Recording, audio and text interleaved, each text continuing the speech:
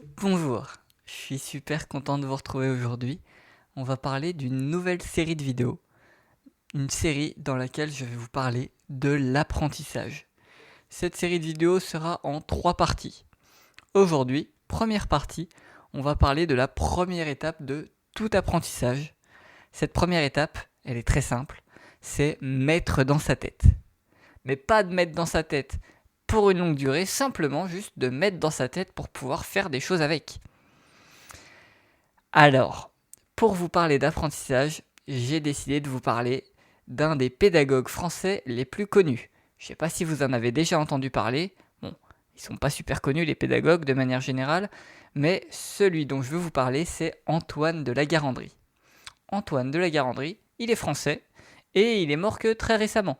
Donc il a été très actif dans le domaine de la pédagogie dans les années 70-80. Ensuite, il s'est plutôt orienté vers la philosophie, mais il avait déjà fait plein de découvertes très intéressantes. Antoine de La Garandrie, il nous parle de l'évocation. L'évocation, qu'est-ce que c'est ? Eh bien, tout simplement, c'est l'action mentale de mettre quelque chose dans notre tête. Et il nous parle des différents types d'évocation. Une évocation, je vais vous donner un synonyme qui va sûrement mieux vous parler, c'est une représentation mentale. Quand je vous parle de représentation mentale, vous avez sans doute une idée qui vous vient en tête, c'est l'idée d'une représentation mentale visuelle. Par exemple, si je vous dis fermez les yeux et imaginez un chat dans votre tête, essayez de voir un chat dans votre tête, vous allez possiblement, tout comme je viens de le faire, voir l'image d'un chat. Alors il peut avoir plein de caractéristiques. Moi j'ai vu un petit charroux qui était en train de jouer à la balle. Voilà, comme une sorte de dessin. Et ça, c'est une représentation mentale visuelle. Mais pourquoi est-ce que Antoine de La Garandrie s'est intéressé à ce sujet ? Et pourquoi est-ce qu'il est aussi intéressant ? Tout simplement car Antoine de La Garandrie était professeur de philosophie en lycée et il s'est posé une question. Pourquoi est-ce que certains de mes élèves sont brillants et réussissent bien alors que d'autres ont tant de difficultés ? Alors que parfois ceux qui ont des difficultés travaillent plus que ceux qui réussissent brillamment. Pourquoi ? D'où ça vient ? Eh bien, la découverte incroyable qu'il a faite, c'est que très souvent, cela venait de leur capacité à se faire de bonnes représentations mentales. C'est donc pourquoi j'ai choisi de discuter de ce sujet aujourd'hui. C'est fondamental, c'est la base de tous les apprentissages. Ce que Antoine de La Garandrie a aussi découvert, c'est qu'il y avait plusieurs types de représentations mentales, plusieurs types d'évocations.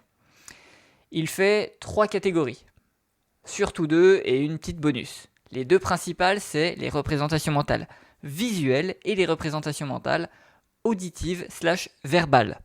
Auditive, on entend une voix ou un son. Verbale, on entend notre propre voix. On se parle à nous-mêmes. Et les visuels, on va plutôt être sur des images, des schémas, etc. Il a remarqué que les élèves brillants en maths étaient souvent très doués au niveau des représentations mentales visuelles. Alors que, au contraire, les élèves qui étaient doués en français, dans les matières plutôt littéraires, dans les langues, avaient souvent une capacité à se faire de bonnes représentations mentales, auditives ou verbales. Mais, et c'est ça qui est intéressant, ces 2 types de représentations mentales ne sont pas exclusifs, ce n'est pas au choix. Les vrais bons élèves, les cracks comme il les appelle dans ses livres, sont capables de faire de bonnes représentations mentales, auditives et verbales, mais aussi de bonnes représentations mentales visuelles. Et donc, ils excellent dans tous les domaines. Et les mauvais élèves, les cancres, ceux qui ont du mal, eh bien généralement, ils ne sont pas doués ni pour les représentations mentales auditives et verbales, ni pour les représentations mentales visuelles. Généralement, ils sont capables de se faire un petit peu des deux ou un petit peu l'un des deux, mais surtout pas très bien. L'objectif, c'est d'être capable de faire des super représentations mentales des 2 types, verbales et visuelles. Le 3e type dont je vous parlais, c'est plutôt ce qui va être kinesthésique. Donc on va être sur le mouvement, la sensation. Et pour certains élèves, ça peut aider. Et même pour beaucoup d'élèves, ça peut aider. Le kinesthésique, comment est-ce qu'on l'utilise pour les apprentissages ? Eh bien, ça va surtout être en manipulant, en expérimentant, en vivant par soi-même. Pour les maths, ça passe par plein de petites manipulations. Il y a plein de supports différents qui existent. Pour le français, par exemple pour la grammaire, on va essayer de faire vivre la grammaire aux enfants. On va prendre plein de phrases où on va leur permettre de vivre eux-mêmes les exemples et de comprendre précisément en la vivant ce qu'est la grammaire. Ça marche super bien. Je vous propose maintenant un petit jeu pour expérimenter sur les représentations mentales, pour que vous en sachiez plus sur les vôtres, et puis surtout, je vous le dis quand même, pour que vous sachiez ensuite comment pouvoir les travailler. Parce que, et c'est la bonne nouvelle qu'a découvert Antoine de La Garandrie et que j'ai moi-même beaucoup expérimenté, c'est possible de permettre à des enfants, même à des adultes, de progresser au niveau de leur représentation mentale. On n'est pas figé, c'est pas une compétence qu'on a à la naissance et qui reste figée. C'est quelque chose qu'on développe petit à petit, et certains le développent beaucoup plus vite, d'autres plus lentement, dépendamment de plein de choses, mais on peut le travailler de manière spécifique, et tout simplement, c'est ce qu'on va faire, tout simplement, on travaille les représentations mentales en faisant des représentations mentales. Je recommande de les travailler soit plutôt visuelles, soit plutôt auditives ou verbales.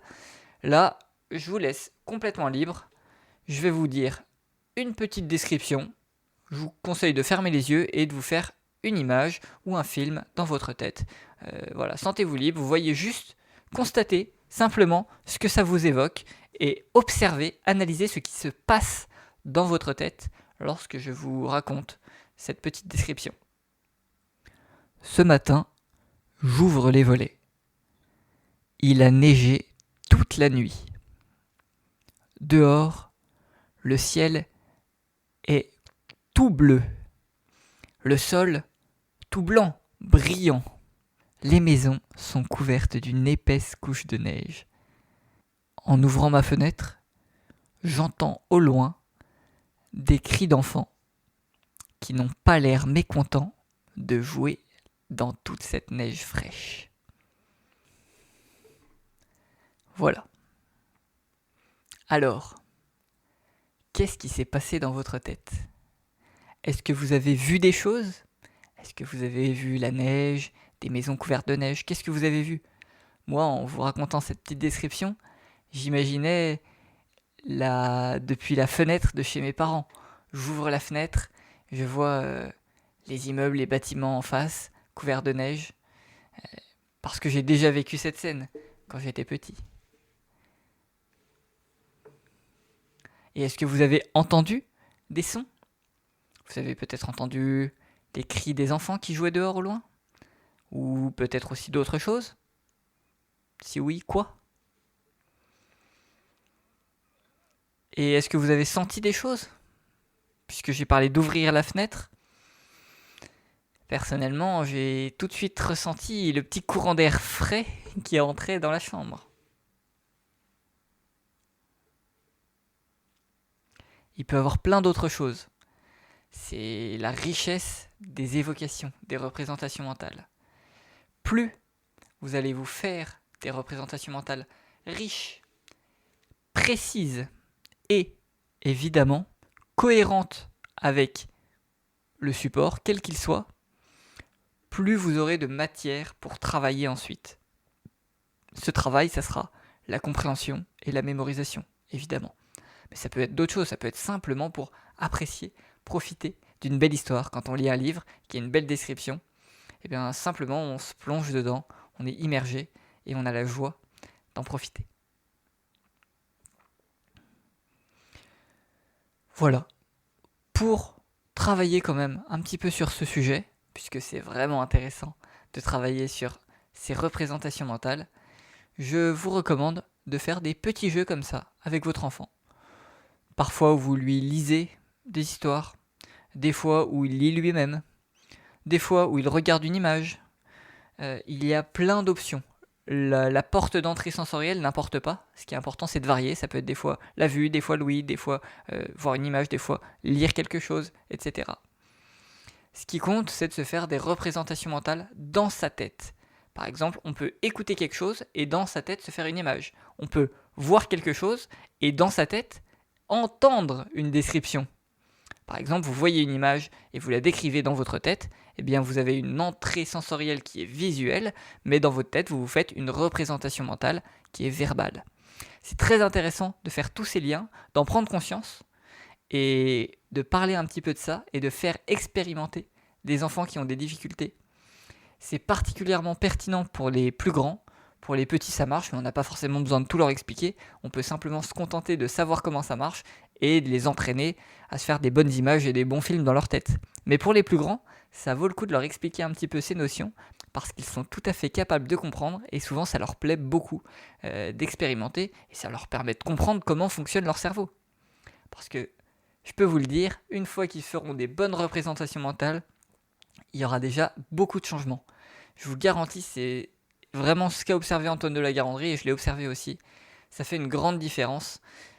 La compréhension et la mémorisation, souvent, ça pose moins de soucis que la capacité à se faire des images dans sa tête. Pourtant, c'est pas très compliqué de s'entraîner, encore faut-il le savoir. Plein d'enfants, plein de jeunes qui ont des grosses difficultés à l'école en ont simplement parce qu'il ne se passe rien dans leur tête. On a l'impression que les choses rentrent par une oreille et ressortent par l'autre. Eh bien, c'est le cas. Enfin, presque. Mais en fait, ça passe, ça rentre dans leurs yeux, ça passe, mais dans leur tête, il ne se passe rien, ça n'active rien. Activer des choses dans sa tête, ça demande un effort, c'est une action, c'est un acte mental. C'est donc l'acte de se faire des représentations mentales, l'acte d'évoquer, selon Antoine de La Garandrie. Travaillez bien là-dessus, vous allez voir, c'est super sympa et c'est super intéressant. J'ai hâte de vous présenter la suite de cette petite série sur l'apprentissage. C'était la première étape sur les représentations mentales. Mettez bien ça en pratique. Si vous avez des questions, n'hésitez pas à me les poser dans les commentaires en dessous de la vidéo. Et puis voilà, je vous retrouve bientôt pour la compréhension et la mémorisation. À bientôt!